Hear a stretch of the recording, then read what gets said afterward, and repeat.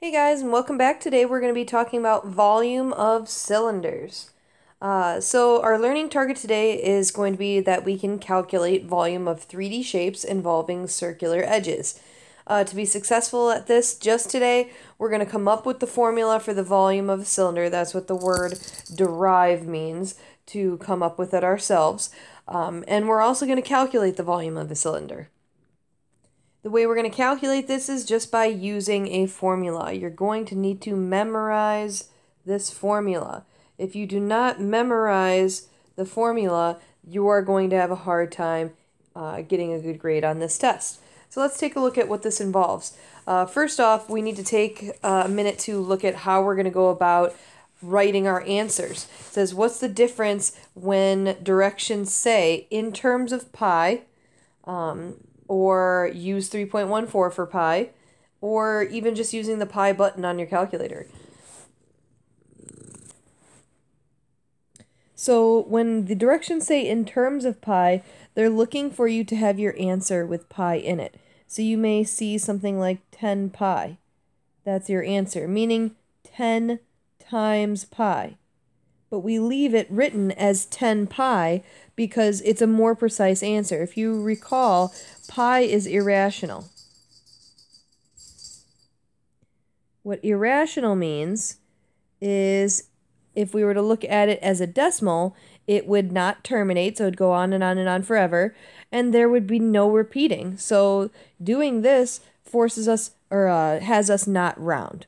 Okay, so in terms of pi, that's going to be the most precise. Most precise way to write. Whereas if we use 3.14, this is an approximation. Okay, this is an approximation of pi. It does not end at 3.14. So when the directions say to use 3.14 for pi, they're already giving you a rounded version and thus is not as precise as if you were to write it in terms of pi. So that one you're just going to see as decimals. So you'll see something like 3.14 or 31.415, things like that, and it may tell you to round to the nearest. They could say 10th, 100th, 1000th, whatever, but they're going to ask you to round. If you use the pi button on your calculator, this is not something that you're going to see a lot of my directions telling you to do, but if you do use the pi button, it is going to differ a little bit than if you use pi. I'm just going to write differs slightly than using 3.14. Okay, so you may see something like your answer being 31.42 versus 30.89. Okay, one using the pi button and one using an approximation for 3.14. They're not equally to each other, but they are very close in number, so I would not dock you points if you use one or the other if the directions did not specify. But if the directions specify what you're supposed to do, you have to follow those directions or your answer is going to be wrong. So let's take a look at our key idea. All right, so as discussed in class last week, the volume of a cylinder is the number of unit cubes, keyword there cubes, or cubic units, needed to fill a cylinder. So as I was saying last week, imagine you're trying to figure out how many sugar cubes you're trying to fill into one of these shapes. Well, now that we're dealing with circular edges, if I were to try to put a cube inside of a circle, there's probably going to be a point where the cube does not fit, okay, because a cube has straight edges on it. And if I were to try to fit this cube in there, it's going to be cut off along the curve of this cylinder. So we would not be able to count how many unit cubes because there would be pieces of unit cubes that are needing to be put together to see how many full unit cubes there are. So what we do is we take the area of the base and we multiply it by the height of the cylinder to figure out how many unit cubes there are. So that's where this formula is coming from. V equals capital B times H. Capital B means area of the base. They write the formula this way because this is the same formula you could use for a rectangular prism. The area of a base for a rectangle is just base times height, or length times width. And that's why for a rectangular prism, we would still have V equals capital B times H, but the base of it is a rectangle. So we would say V equals length times width times height. Okay, the length and the width, that's what the area of the base is. So that's what capital B stands for. So here, our capital B, since it's a circle, the area of a circle is pi r squared. So really our formula for volume of a cylinder is pi r squared times h. That's going to be the formula that we need to memorize in order to find the volume of a cylinder. So let's take a look at the first example. All I'm going to do is apply that very same formula, V equals pi r squared times h, to all three of these cylinders. And that's how I'm going to figure out how to order them from least to greatest. Now it does say here in terms of pi. So what I'm going to do is I'm just going to multiply all my numbers together and leave pi just stuck on the end of the number. Okay, so I'm going to do this to the first cylinder here. I have that right here, this is the radius. Okay, the radius goes from the center of the circle to the outside of the circle. And then this dimension here, that's the height. So volume is equal to pi times r for radius, which in our case is 5, squared, times the height, which again is 5. So now I'm just going to simplify, but what I'm going to simplify is just the regular numbers. I'm not going to touch the pi. So I have pi times 5 squared, which is 25, times 5. And again, I'm going to keep simplifying just the regular numbers. So I have volume is equal to pi times 25 times 5 is 125.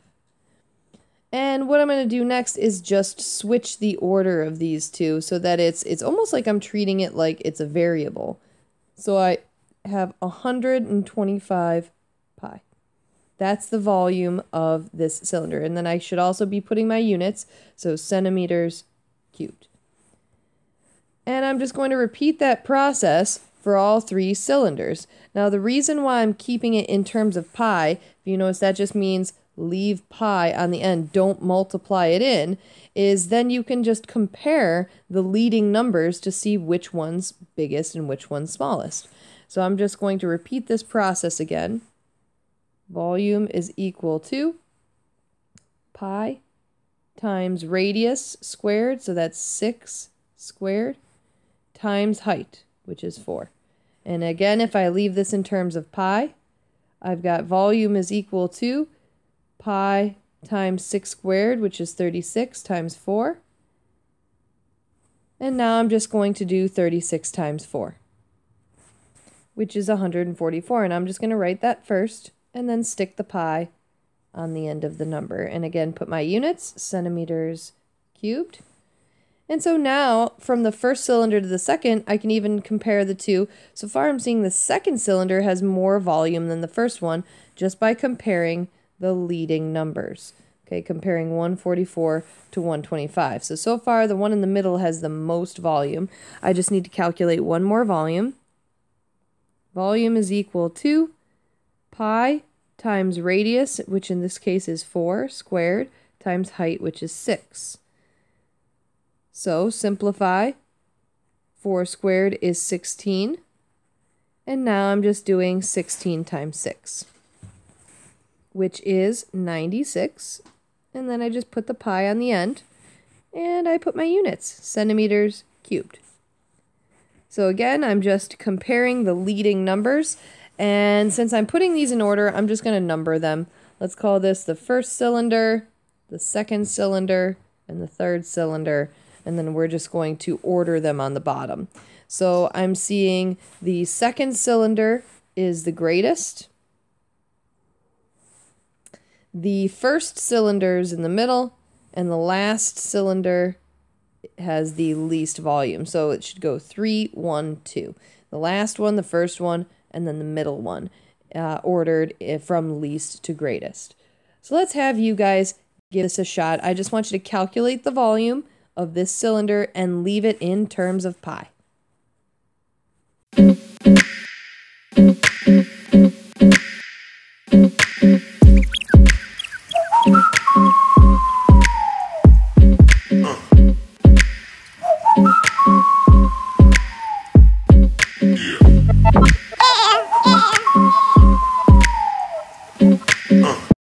Alright, so in this example, we're still calculating volume of cylinders, but it just has a little more to the question. It's going to make you think a little bit about what the answer is after you've calculated that volume. So we have, for an art project, you plan to pour different colored sand into a vase with a volume of 47.5 inches cubed. So the vase's volume is that 47.5 inches cubed. You have 3 cylindrical bottles of sand. Do you have enough sand to fill the vase? Explain. Use 3.14 for pi. So really, I just want to know, of those 3 cylindrical cans of sand, if I were to pour all 3 into the vase, will it fill the vase all the way up to the top? So we're going to look out for that 47.5 inches cubed, but we're going to calculate the volume of the cylinder. If you notice, each of the dimensions are the same. Okay, each of those top dimensions are all 2.5, and all the heights are 3.75. So what I want you guys to notice with that is it's not like you're going to be calculating 3 different volumes. We're going to calculate one, and then we're going to multiply it by 3. So volume is equal to pi times r, which in this case is not 2.5. This is a diameter. Okay, the relationship between a diameter and a radius is half of the diameter. Half of 2.5 is 1.25. So we have pi times 1.25 squared times the height of 3.75. So first thing I'm going to do is I'm going to, it doesn't really matter what order you type these in your calculator. I would just first type the 1.25 squared. Type that first in your calculator. Then hit multiply by 3.75. Then multiply by pi, which in this case is 3.14. They just want you to use the rounded version. So when I punch this in my calculator, I am getting 18.3984375. I'm going to round that. Let's see, I'm looking up to the instructions right now. It doesn't say what to round to, so I'm going to round to the 10th, which gives me 18.4.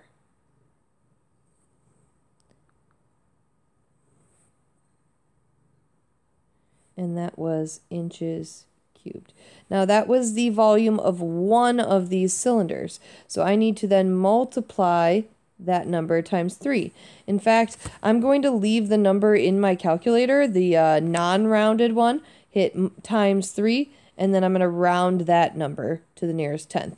So if I multiply that by 3, I'm getting 55.2. So 55.2 inches cubed of sand is what is in these 3 cylinders. Well, let's think back up to this 47.5. It says, do I have enough sand? Well, yes, I actually have more than enough sand. I have 55.2 inches cubed of sand, whereas I only need 47.5. So yes, we do have enough sand. Let's have you guys give this a try in your U-Try.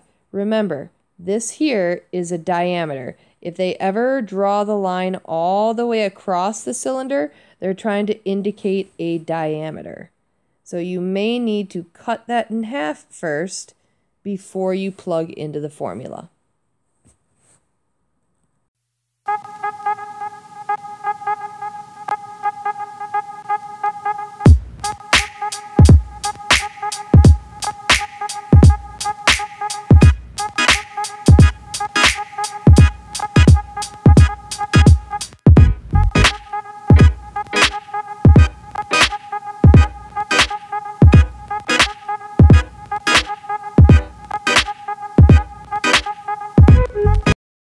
right, so in this example, we're kind of using the formula inside out. This one says a company is designing a can for a new green iced tea. The volume of the can will be 15 inches cubed. To the nearest tenth of an inch, what is the radius of the can? Use 3.14 for pi. So we're going to still use the same formula. Volume equals pi r squared times h. But this time, we're going to take what we know, which it says the volume of the can is 15 inches cubed.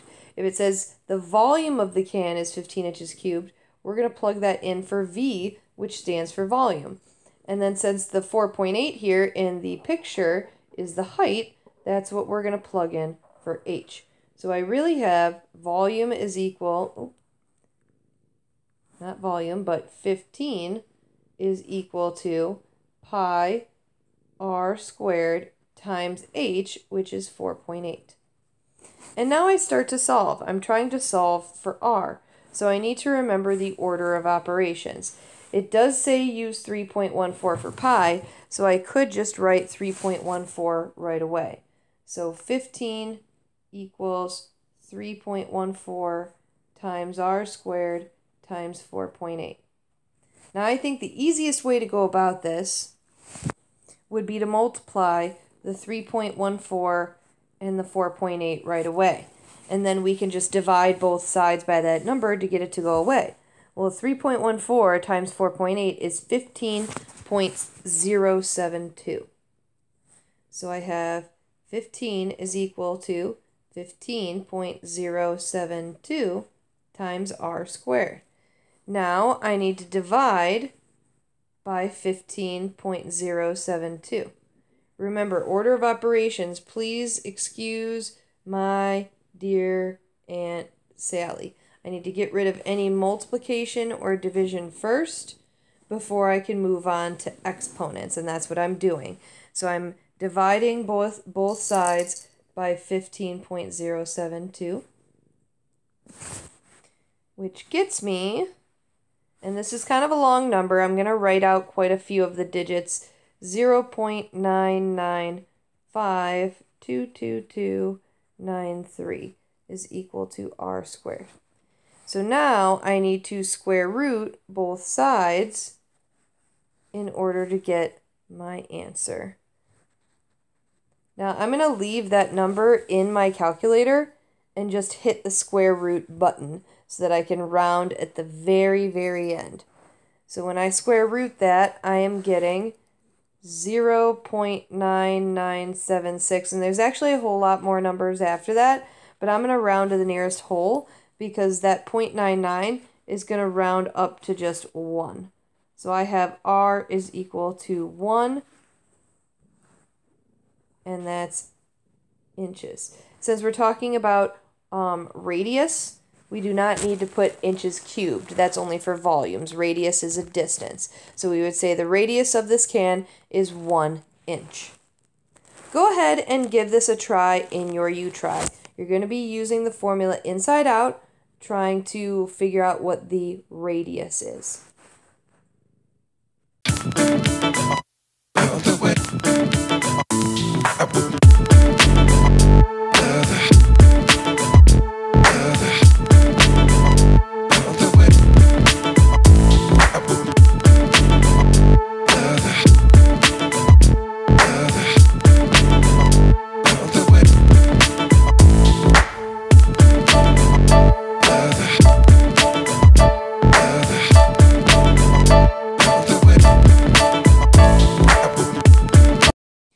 So the last piece we have in today's lesson is composite figures, meaning 2 or more 3D shapes put together. Now the steps for finding the volume of these figures is first to identify what shapes are involved in the figure, look up the formula for each of those shapes, calculate the volume for each of those shapes, and then you have to think about, are you adding the two things together, are you putting the two shapes together, or are you punching a hole out of something? So if we take a look here, in this example, I see a cone and a cylinder. So I would look up my formulas for the volume of a cylinder and the volume of a cone. I would calculate both using the dimensions that they gave me, and since it looks like they're just being stuck together, I would add the two volumes. Now, as for the cone on the right, we'd have to do actually a couple of things. I see a cone, but then down here, I see a large cylinder and inside there's a smaller cylinder. Okay, so I would calculate the volume of the cone, calculate the volume of the large cylinder, and then calculate the volume of the small one, add the cone and the large cylinder, but then I would subtract the small cylinder from the entire volume because it looks like that this is like a hole that's being punched out of this shape. So you got to think, would I add the two volumes together or would I subtract them based on what the picture is showing us? So add or subtract the two shapes. So we're going to calculate a composite figure. I see a cylinder and a rectangular prism.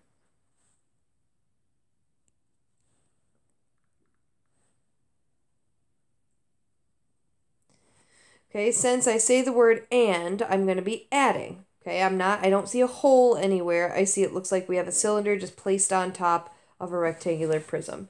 Now for the cylinder, we have volume is equal to pi times radius, which is 2. Okay, I see the radius right there. So pi times radius squared times the height, which they have here. Height is 3 centimeters. I'm going to simplify that, and they do say to use 3.14. I'm going to leave in terms of pi in my work until the end, just to make sure I round correctly. So 2 squared is 4, times 3 is 12.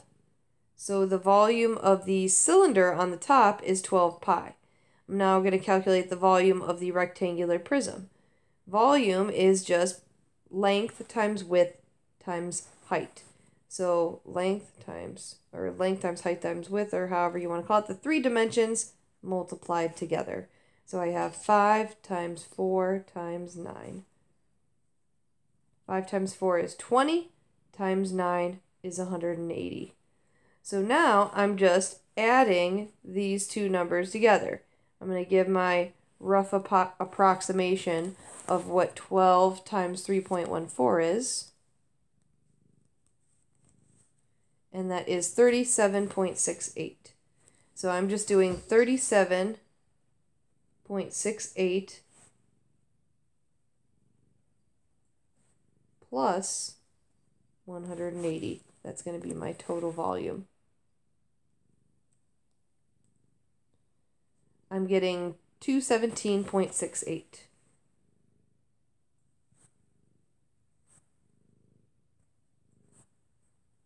Centimeters cubed.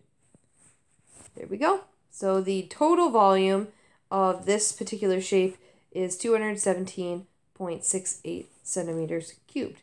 Now I want you guys to give this a try in your U-Try.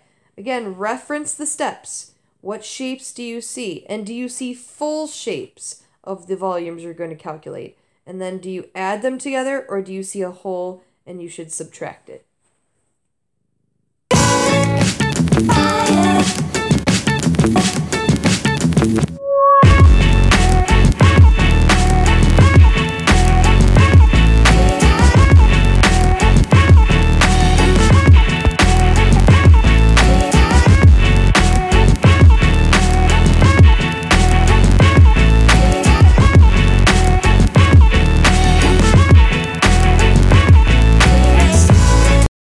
Alright, ladies and gentlemen, we calculated the volume of 3D shapes involving circular edges, and today we derived the formula for the volume of a cylinder, so we came up with what it meant from other formulas. That was the key concept. And then we calculated the volume of a cylinder from examples 1 through 4. If you have any questions, please let me know. You may now get up, grab your practice from me, and complete in class. Please make sure you ask any questions when you have them.